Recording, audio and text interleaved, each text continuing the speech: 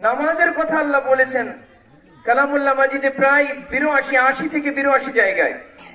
আল্লাহ সুবহানাহু ওয়া তাআলা যাকাতের কথা বলেছেন প্রায় ৩০ জায়গায়। আল্লাহ সুবহানাহু ওয়া তাআলা সাওমের কথা বলেছেন, অন্য অন্য ইবাদতের কথাও বলেছেন। কিন্তু কোন ইবাদতের সাথে আল্লাহ এই শব্দ যুক্ত করেন নাই যে তোমার নামাজ দ্বারা যাচাই করে তোমাকে জান্নাতে দিব, তোমার রোজা যাচাই করে তোমাকে জান্নাতে দিব, তোমার হজ যাচাই করে তোমাকে জান্নাতে দিব, তোমার অন্য অন্য নফল ইবাদত যাচাই বাছাই করে যদি সেইখানে তুমি উত্তীর্ণ হও তাহলে জান্নাতে যেতে পারবা, অন্যথায় পারবা না।